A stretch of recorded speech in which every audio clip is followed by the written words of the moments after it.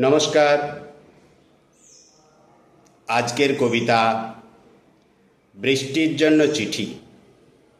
কবি অপূর্ব দত্ত।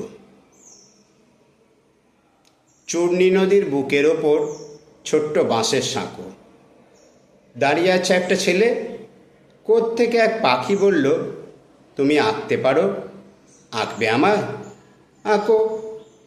ওই যে দেখছো মেঘের বাড়ি, দেখতে যাবে নাকি?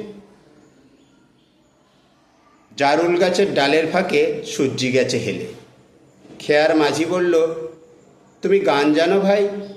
গাও। নাম কি তোমার? কোথায় থাকো?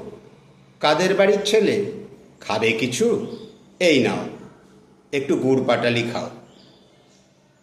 এই কলাইন লিখেই আমি দু চোখ বন্ধ করে পরের লাইনগুলির কথা ভাবছি মনে মনে।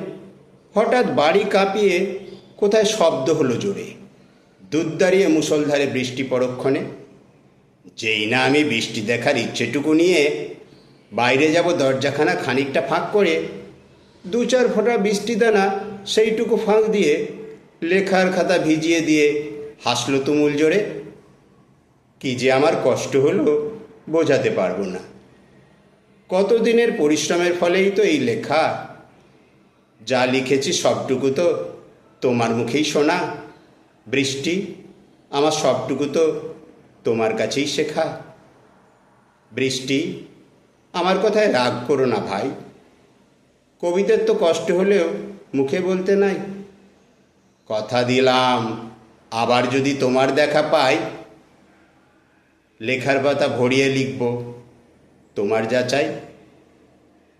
নমস্কার।